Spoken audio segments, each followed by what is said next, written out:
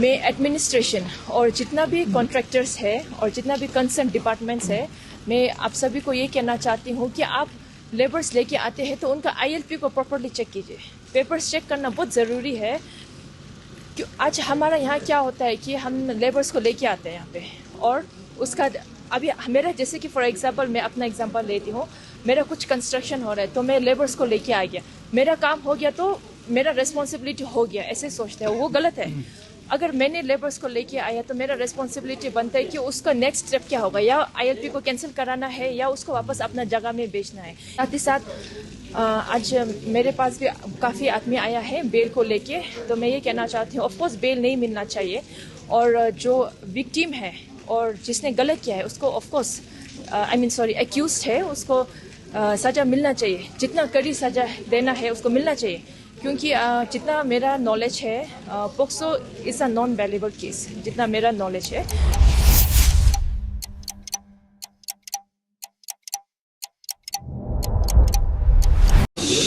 तो आज जो रैली हुआ है, जो ओल्ड मार्केट से लेकर DC ऑफिस तक हुआ है, तो उसमें जनता का मांग यही था कि जो भी रेपिस्ट और जो भी इसका गुनहगार है उनको जल्द से जल्द सज़ा मिले।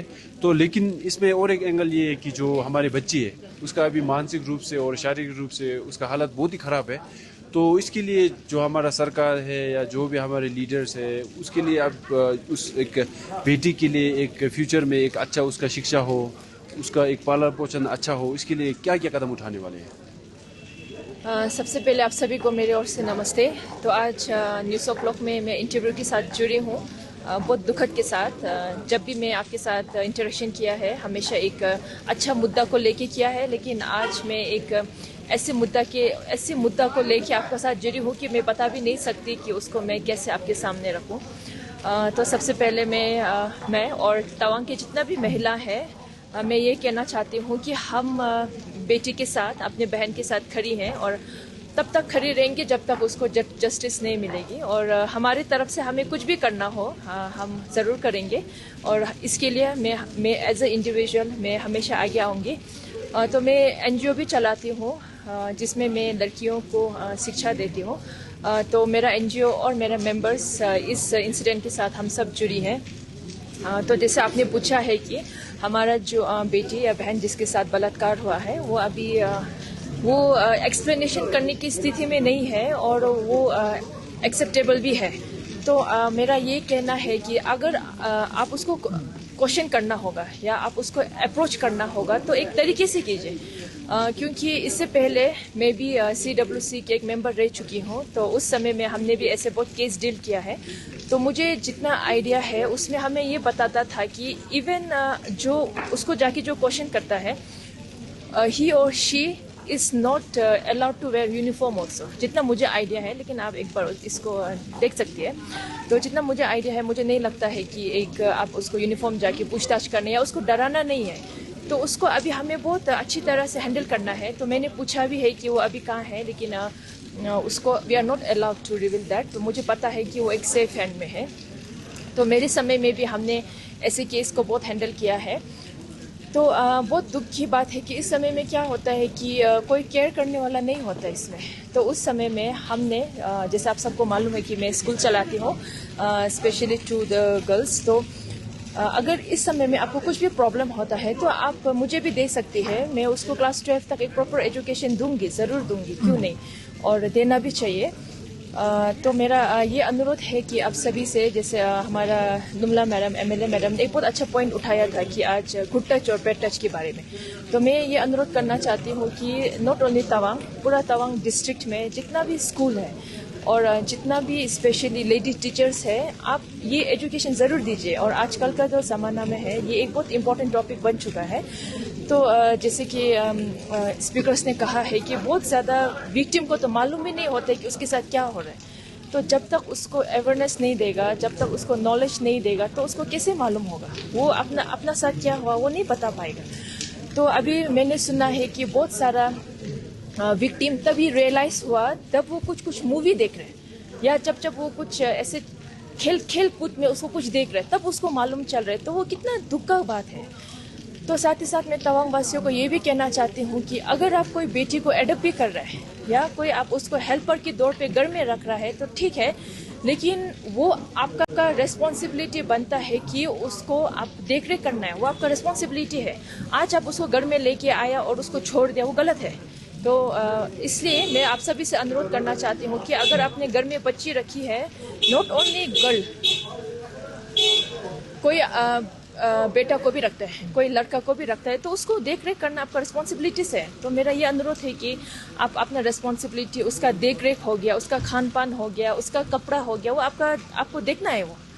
और ये अभी मतलब बात जो है वो साथ ही साथ है। तो मैं ये भी कहना चाहती हूँ कि ये सब चीज़ को, ये सब घटना को हमें रोकने के लिए मैं एडमिनिस्ट्रेशन और जितना भी कॉन्ट्रैक्टर्स है और जितना भी कंसर्न डिपार्टमेंट्स है, मैं आप सभी को ये कहना चाहती हूँ कि आप लेबर्स लेके आते हैं तो उनका ILP को प्रॉपर्ली चेक कीजिए। पेपर्स चेक करना बहुत ज़रूरी है। क्यों आज हमारा यहाँ क्या होता है कि हम लेबर्स को लेके आते हैं यहाँ पे, और उसका अभी मेरा, जैसे कि फॉर एग्जांपल मैं अपना एग्जांपल लेती हूँ, मेरा कुछ कंस्ट्रक्शन हो रहा है तो मैं लेबर्स को लेके आ गया, मेरा काम हो गया तो मेरा रिस्पॉन्सिबिलिटी हो गया, ऐसे सोचते हैं, वो गलत है। अगर मैंने लेबर्स को लेके आया तो मेरा रिस्पॉन्सिबिलिटी बनता है कि उसका नेक्स्ट स्टेप क्या होगा, या ILP को कैंसिल कराना है या उसको वापस अपना जगह में बेचना है। ये बहुत ज़रूरी है। अगर इसमें हम ध्यान रहेगा तो ये सब घटना से हम रोक सकते हैं, हम एटलीस्ट ट्राई कर सकते हैं, अवेयरनेस दे सकती हैं इस सब चीज़ को लेके। तो आज यहाँ पे जो मास गैदरिंग हुआ है, तो आप ये गलत नहीं लेना है कि हम या गवर्नमेंट का खिलाफ कर रहा है या एडमिनिस्ट्रेशन का खिलाफ कर रहा है, ऐसे कुछ नहीं है। आज सब तवांग वासियों इकट्ठे हुए हैं दुखद के साथ, या हम ये मैसेज दे रहे हैं कि हम विक्टिम के साथ हैं, हम उनके फैमिली के साथ हैं। और मैं थोड़ा मोनपा में भी कहना चाहती हूँ कि में इतना छोटा एज में आप दे देते हैं ना, तो आज तो I am not a mother, but then हम फील कर सकते हैं कि आप इतना छोटा बच्चा को कैसे दे सकते, एक माँ होके।